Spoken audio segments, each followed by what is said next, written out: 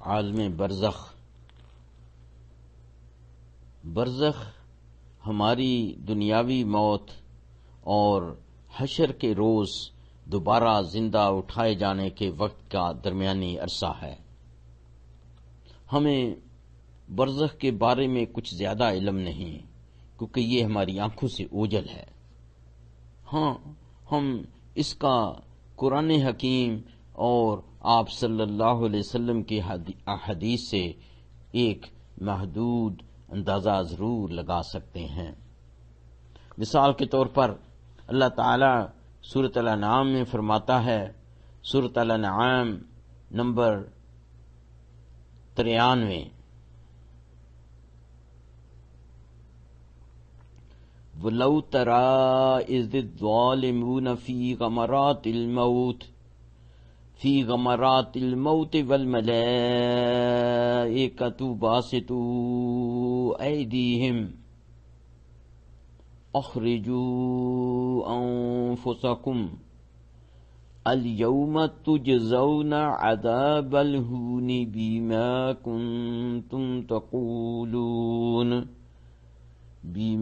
كُنتُمْ تَقُولُونَ عَلَى اللَّهِ غَيْرَ الْحَقِّ وَكُنتُمْ عَنْ آيَاتِهِ تَسْتَكْبِرُونَ۔ اور کاش تم ان ظالم یعنی مشرک لوگوں کو اس وقت دیکھو جب موت کی سختیوں میں مبتلا ہوں گے اور فرشتے ان کی طرف عذاب کے لیے ہاتھ بڑھا رہے ہوں گے کہ نکالو اپنی جانیں، آج تم کو ذلت کے عذاب کی سزا دی جائے گی، اس لیے کہ تم خدا پر جھوٹ بولا کرتے تھے اور اس کی آیتوں سے سرکشی کرتے تھے۔ اس آیت کریمہ سے صاف ظاہر ہے کہ کفار اور منافقین کو ان کی موت کے وقت ہی انتہائی سخت سزا دی جائے گی۔ بالکل اسی طرح اللہ تبارک تعالی نے فرمایا ہے سورۃ الانفال نمبر 50 اور 51، وَلَوْ تَرَىٰ إِذْ يَتَوَفَّى الَّذِينَ كَفَرُوا الْمَلَائِكَةُ يَضْرِبُونَ وُجُوهَهُمْ وَأَدْبَارَهُمْ وَذُوقُوا عَذَابَ الْحَرِيقِ ذَلِكَ بِمَا قَدَّمَتْ أَيْدِيكُمْ وَأَنَّ اللَّهَ لَيْسَ بِظَلَّامٍ لِّلْعَبِيدِ۔ اور کاش تم اس وقت کی کیفیت دیکھو جب فرشتے کافروں کی جانیں نکالتے ہیں، ان کے منہ اور پیٹھوں پر مارتے ہیں کہ اب عذاب آتش کا مزہ چکھو، یہ ان اعمال کی سزا ہے جو تمہارے ہاتھوں نے آگے بھیجے ہیں، اور یہ جان رکھو کہ خدا بندوں پر ظلم نہیں کرتا۔ قرآن کریم کی ان دو آیات سے واضح ہوتا ہے کہ ہم برزخ کے حالات کا اپنی آنکھوں سے مشاہدہ نہیں کر سکتے، یہاں تک کہ جنگ بدر کے موقع پر جب فرشتے کفار اور مشرکین کو سزائیں دے رہے تھے تو خود رسول اللہ صلی اللہ علیہ وسلم بھی اس کا مشاہدہ نہیں کر سکتے تھے۔ ان اندیکھے بعض واقعات کو اللہ تعالی نے ہماری ہدایت کے لیے وَلَوْ تَرَىٰ اگر تم یہ دیکھ سکو کہہ کر بیان فرمایا ہے۔ علاوہ ازیں علماء کا کہنا ہے کہ عذاب آتش کا مزہ چکھو کے معنی یہ ہے کہ فرشتے ان کافروں کو ان کے چہروں اور کمر پر نہایت گرم ہتھوڑے مارتے ہیں۔ اللہ تبارک تعالیٰ نے قوم فرعون کے غرق ہونے کا واقعہ یوں بیان فرمایا ہے، سورۃ نوح 25، مما خطیئتہم اغرقوا فأدخلوا نارا فلم يجدوا لهم من دون الله أنصارا آخر وہ اپنے گناہوں کے سبب غرق کر دیے گئے، پھر آگ میں ڈال دیے گئے، تو انہوں نے خدا کے سوا کسی کو اپنا مددگار نہ پایا۔ یہاں یہ بات اور زیادہ واضح ہو جاتی ہے کہ قوم فرعون جیسے ہی دریائے نیل میں غرق ہو کر موت کے گھاٹ اتری، اسے فوراً آگ میں جھونک دیا گیا۔ یہ امر بھی دلچسپی سے خالی نہیں کہ پانی میں ڈوب کر ہلاک ہوتے ہی آگ میں جلائے جانے کا عذاب شروع ہو گیا۔ امام رازی مزید وضاحت کرتے ہوئے فرماتے ہیں کہ اس آیت میں لفظ فا یعنی پس واضح اشارہ کرتا ہے کہ اس بات کہ قوم فرعون کو پانی میں غرق ہو کر فنا ہوتے ہی فوراً ان پر آگ کا عذاب نازل کر دیا گیا، اور یہ برزخ کا عذاب تھا۔ عذاب قیامت اس کے علاوہ ہوگا۔ قیامت کے دن جو سزا قوم فرعون کو ملے گی وہ اس سزا کے علاوہ ہوگی، جیسے کہ اس اگلی آیت میں بھی اللہ تبارک تعالیٰ فرماتے ہیں۔ سورہ مومن 45 اور 46۔ فَوَقَاهُ اللَّهُ سَيِّئَاتِ مَا مَكَرُوا وَحَاقَ بِآلِ فِرْعَوْنَ سُوءُ الْعَذَابِ النَّارُ يُعْرَضُونَ عَلَيْهَا غُدُوًّا وَعَشِيًّا وَيَوْمَ تَقُومُ السَّاعَةُ أَدْخِلُوا آلَ فِرْعَوْنَ أَشَدَّ الْعَذَابِ۔ غرض خدا نے موسیٰ کو ان لوگوں کی تدبیروں کی برائیوں سے محفوظ رکھا اور فرعون والوں کو برے عذاب نے آ گھیرا، یعنی آتش جہنم، کہ صبح و شام ان کے سامنے پیش کیے جاتے ہیں، اور جس روز قیامت برپا ہوگی حکم ہوگا کہ فرعون والوں کو نہایت سخت عذاب میں داخل کرو۔ اس آیت کریمہ سے ایک بار پھر یہ بات ثابت ہوتی ہے کہ کافروں کے لیے عذاب قبر اس عذاب اور سزا کے علاوہ ہے جو ان کو قیامت کے دن دی جائے گی۔ عبداللہ بن مسعود رضی اللہ عنہ وضاحت فرماتے ہیں کہ قوم فرعون کی روحوں کو ہر روز صبح شام کالے پرندوں کی شکل میں لا کر جہنم دکھائی جاتی ہے۔ یہی تمہارا آخری اور مستقل ٹھکانہ ہے۔ اللہ تبارک تعالی قرآن حکیم میں فرماتے ہیں، سورۃ التکاثر 1، 2 اور 3، الہاکم التکاثر حتی زرتم المقابر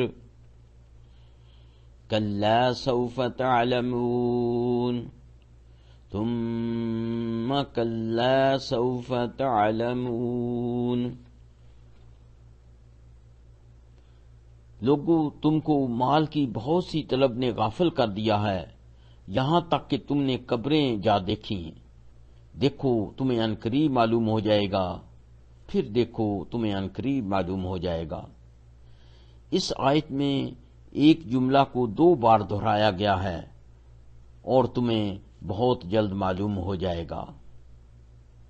حضرت علی رضی اللہ عنہ نے فرمایا کہ اس آیت کا پہلا حصہ عذاب قبر کے متعلق ہے اور دوسرا حصہ روز قیامت میں دیے جانے عذاب کے بارے میں ہے۔ اللہ تبارک تعالی نے سورۃ طہ آیت نمبر 124 میں فرمایا، وَمَنْ أَعْرَضَ عَنْ ذِكْرِي فَإِنَّ لَهُ مَعِيشَةً ضَنكًا وَنَحْشُرُهُ يَوْمَ الْقِيَامَةِ أَعْمَى۔ جو کوئی بھی مجھے فراموش کرے گا اس کی زندگی دشوار کر دوں گا اور قیامت کے دن نابینا اٹھاؤں گا۔